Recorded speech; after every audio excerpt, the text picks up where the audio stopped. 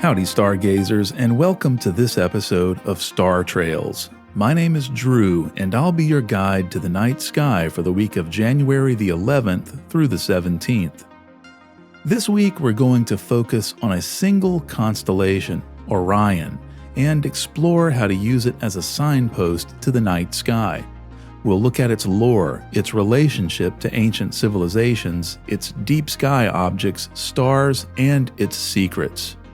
We'll also travel back thousands of years to Egypt, where an intriguing theory involving Orion and the pyramids has captivated archaeologists and astronomers for ages. Later in the show, we'll take a look at this week's sky and go over some recent space news, the discovery of an unusual object astronomers are calling Cloud 9. Whether you're tuning in from the backyard or the balcony, I'm glad you're here, so grab a comfortable spot under the night sky and let's get started. I know it sounds like a tagline or something, tuning in from the backyard or the balcony, but both of these locations are fine places to conduct astronomy from. Here at home, I keep a pair of binoculars at the ready, right beside my balcony door, so I can slip out and do a little stargazing. I have a view to the south, so it's great to catch the moon making its way across the sky and some prominent constellations. Of course, the backyard is better, as it opens up the rest of the sky. But whichever of these locations I choose, there's one constellation that stands above all else in the sky, and that's Orion, the mighty hunter. It's likely one of the first groups of stars that fills observers with wonder, and he's been doing that for millennia. Orion is one of the oldest figures humanity ever traced into the stars.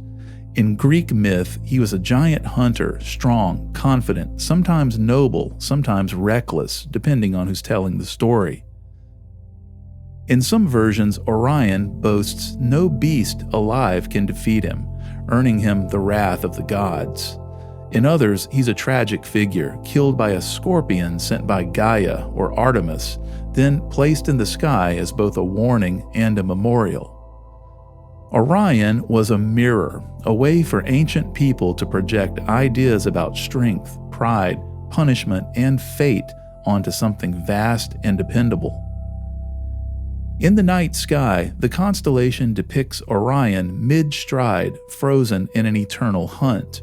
One arm is raised, often imagined holding a club or a bow, while the other carries a shield. His belt, those three unmistakable stars, cuts cleanly across his waist, anchoring the entire figure. His shoulders and feet blaze with uneven intensity, giving the figure a sense of motion and imbalance, as if he's caught in the act rather than posing for display. Orion doesn't rest in the sky, he advances across it, rising in the east, dominating winter evenings, and eventually slipping away into daylight, forever chasing, forever just out of reach.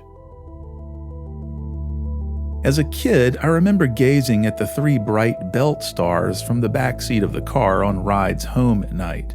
Those three stars in a nearly perfect line, all bright, seemed almost overbearing for the rest of the night sky. Why were they so prominent, and what did they mean?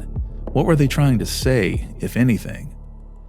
It wasn't long before I read a little night sky guide and learned that these were the three belt stars of Orion, or Orion, as my child's mind thought it was pronounced. It didn't take long to realize Orion was a special constellation. This wasn't just a random grouping of stars, and unlike most of the constellations, it actually resembles what it's representing, if you kind of imagine it as a stick figure in the sky. Digging deeper, I learned Orion was home to some of the most beautiful deep sky objects in the cosmos.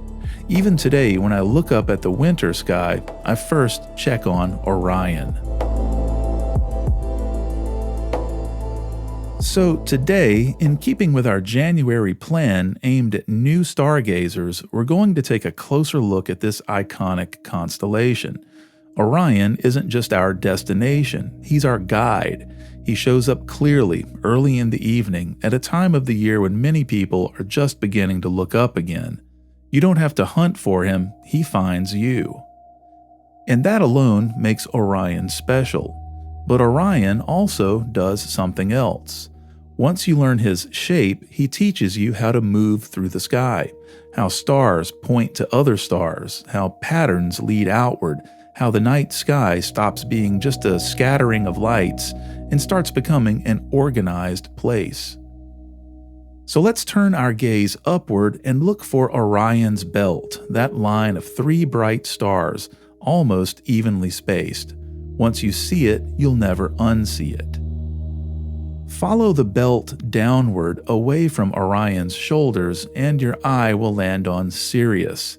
Sirius is the brightest star in the entire night sky, and it often flickers wildly near the horizon, flashing colors as Earth's atmosphere bends its light. Many people mistake it for a planet. In reality, it's simply close and luminous. And congratulations, that's a successful star hop. You didn't need a chart, and you didn't need an app. Now follow the belt in the opposite direction, upward, and you're led toward Aldebaran, a warm orange star marking the eye of Taurus the bull. Keep going up, and you'll arrive at the Pleiades, a small misty clump of stars that people often mistake for the Little Dipper, because it does sort of resemble that shape. While you're there, look at the Pleiades with your binoculars. It basically explodes with stars. So following the same line gave us 2 completely different destinations, and we can keep going. Betelgeuse marks Orion's shoulder and glows with a deep reddish hue. Rigel, at the opposite foot, burns icy blue-white. If you look at Orion's upper body, his shoulders and raised arm, and extend that line upward, you're naturally led toward the constellation Gemini.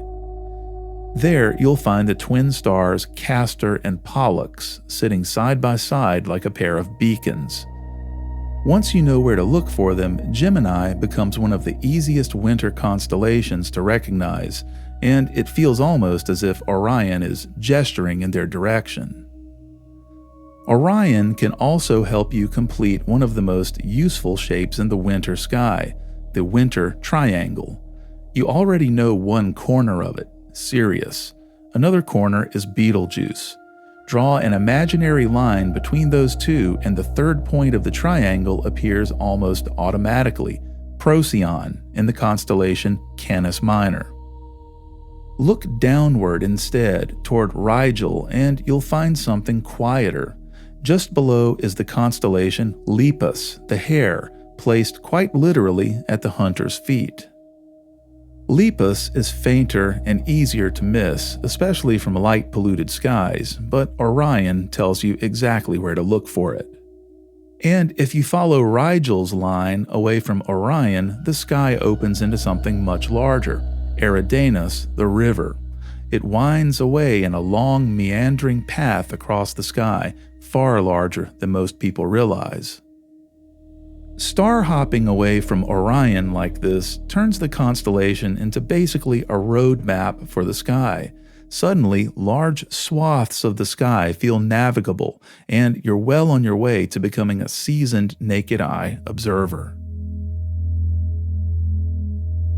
Now, let's turn our attention back to those 3 belt stars. They are Alnitak, Alnilam, and Mintaka. Despite their neat alignment, they are separated by vast distances in space, with Alnilam being the most distant. That alignment is just a happy accident and reminds us that the sky isn't a flat plane, but these stars are at varying distances from us. Hanging from the belt is Orion's sword, and this is where the constellation quietly changes character. At the sword's center lies the Orion Nebula, a vast stellar nursery visible even without optical aid under dark skies. Nearby is the Running Man Nebula, a faint reflection nebula shaped by young energetic stars whose light is still carving paths through the surrounding dust. Deep inside the Orion Nebula is a group of stars that appear to have been violently ejected from a once stable system thousands of years ago. Studies suggest a gravitational interaction or stellar collision flung these stars outward at high speed, leaving behind shock waves still visible today. Orion isn't just birthing stars, it's occasionally throwing babies out of its nursery. Along the eastern belt star, Alnitak, sits the Flame Nebula, glowing with hydrogen excited by nearby stars, and just beside it, etched in silhouette rather than light, is the Horsehead Nebula, a dark knot of dust standing starkly against a luminous background. Speaking of Alnitak, it's not a single star at all, but a multiple star system with at least 3 components. The primary star is a massive blue supergiant whose intense ultraviolet radiation sculpts the Flame Nebula and the background glow that allows the Horsehead Nebula to appear in silhouette. Without Alnitak's violence, some of Orion's most iconic sights wouldn't exist. While the Orion Nebula is visible to the naked eye, you're going to need a good scope to see the Horsehead and Flame Nebula. These are rich targets for astrophotographers, and they come alive in brilliant oranges, reds, and magentas when captured with long exposures. Betelgeuse, at the shoulder, glows a deep orange red and is one of the largest stars visible to the naked eye. It's a red supergiant nearing the end of its life, swollen, unstable, and variable in brightness. Betelgeuse, and by the way, you can safely say it 3 times, holds one of Orion's intriguing secrets. Betelgeuse has long been suspected of having a companion, and recent observations suggest that this may actually be true.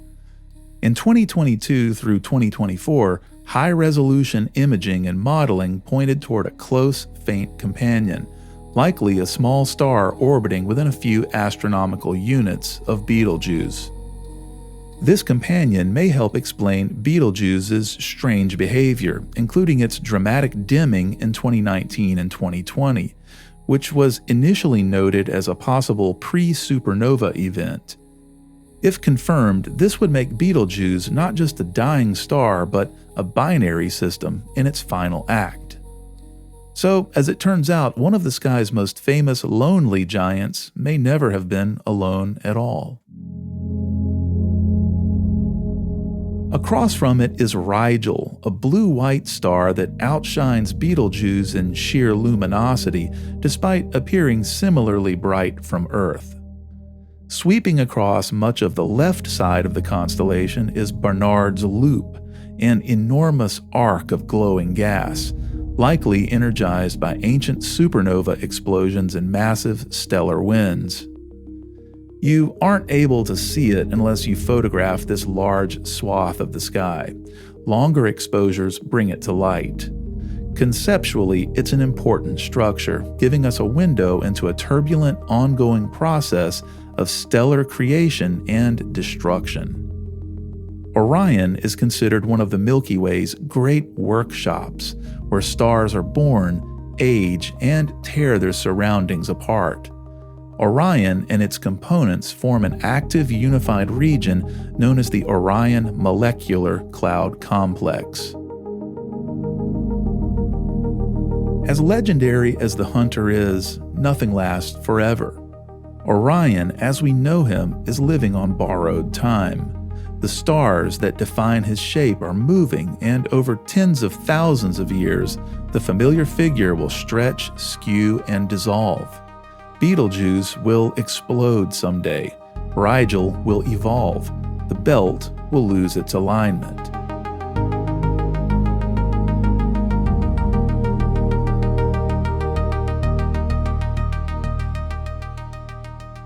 In addition to stargazing, an area that I find endlessly fascinating is archaeology, more specifically Egyptology.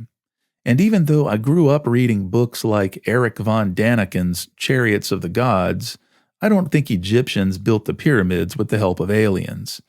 They were, however, tuned into the sky, and maybe Orion had a larger impact on their culture than we think.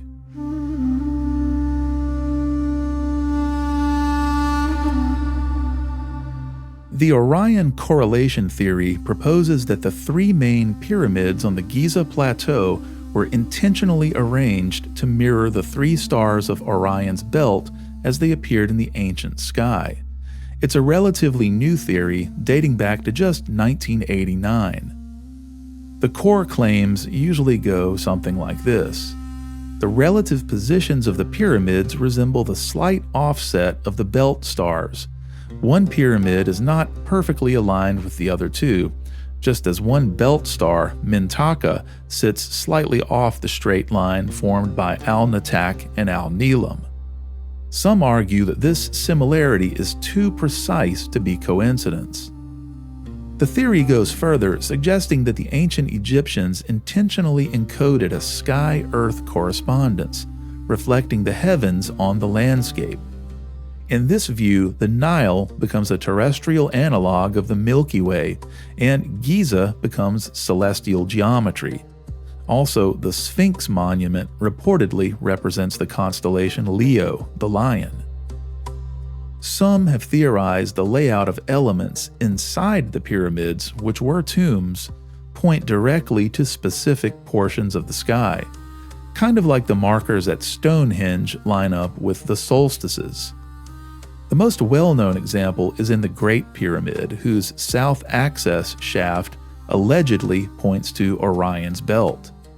After more than 4,000 years, Earth's shifting axial precession has knocked off the alignment, if there ever really was one.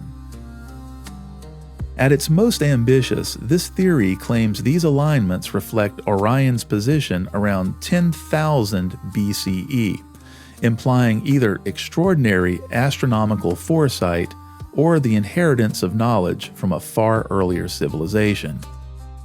And here's where the theory gains much of its traction.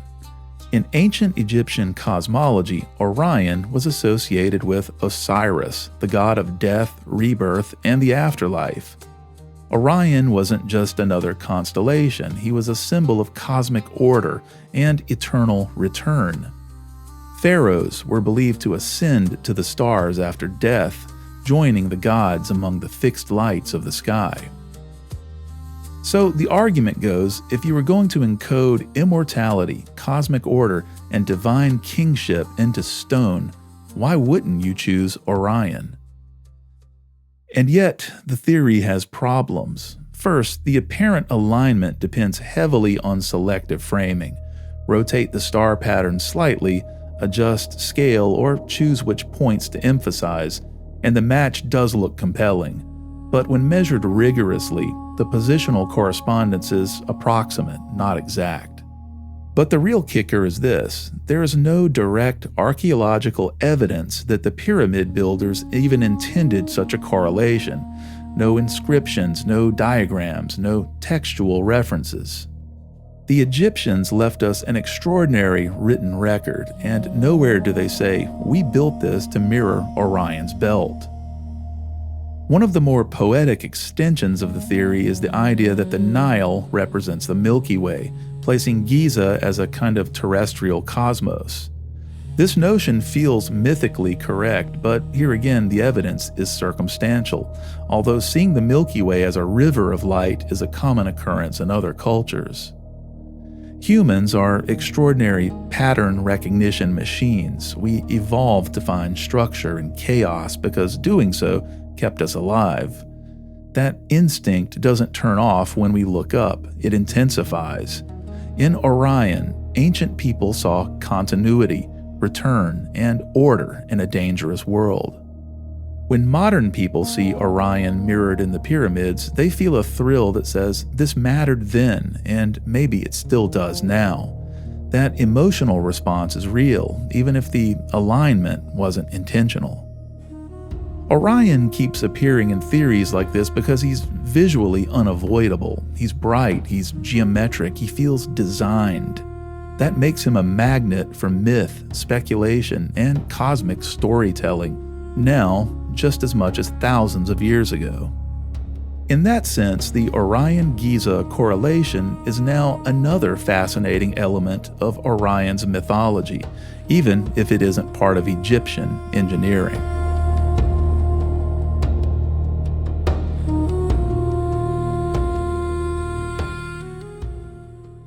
Let's move on from the mysteries of ancient Egypt and into the certainty of this week's night sky.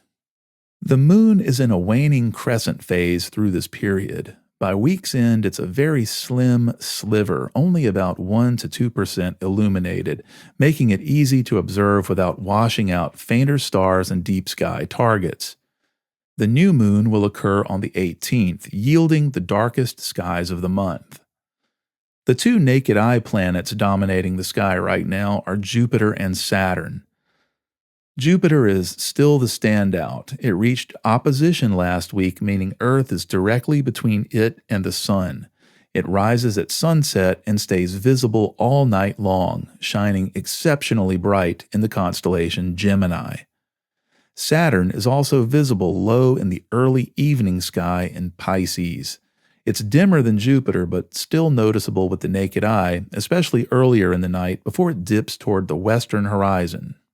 Other naked eye planets, Venus, Mars, and Mercury, are effectively out of view during this period because they're near solar conjunction and lost in the sun's glare, so they don't appear in the evening or pre-dawn sky. The Beehive cluster, Messier 44, becomes increasingly well placed later in the month after sunset. Since the moon is thin and dim this week, it's a good time to appreciate rich star fields and open clusters, like the double cluster in Perseus or the Pleiades later in the evening.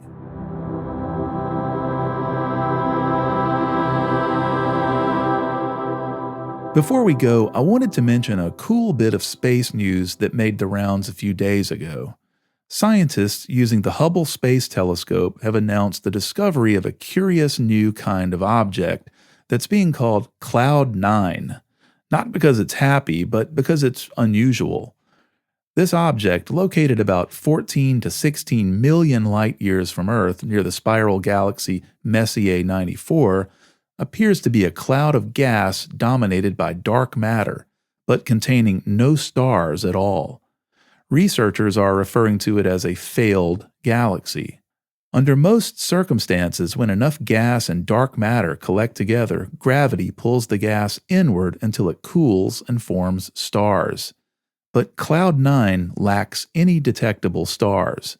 Even deep observations with Hubble's powerful imaging failed to reveal a stellar population within the cloud's bounds, ruling out even faint low-mass stars to very stringent limits. Instead, it's rich in neutral hydrogen gas and appears to sit in a massive halo of dark matter, something on the order of billions of times the mass of the Sun. Astronomers think Cloud 9 may represent a long-predicted but so far unseen class of objects known as reionization limited HI clouds, or relics. In cosmological theory, many dark matter halos should exist that never managed to form stars, either because they were too small or because the conditions in the early universe prevented collapse and star formation. Cloud 9 may be the first clear observation of such an object, a relic of the early universe that never lit up with stars. The discovery is exciting because it gives astronomers a rare new window into how galaxies begin and how some never do. And it may help scientists better understand the role of dark matter in shaping the cosmos.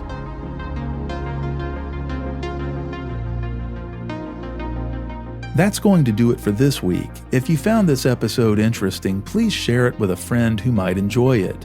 The easiest way to do that is by sending folks to our website, startrails.show. And if you want to support the show, use the link on the site to buy me a coffee. It really helps. Be sure to follow Star Trails on Blue Sky and YouTube. Links are in the show notes. Until we meet again beneath the stars, clear skies, everyone.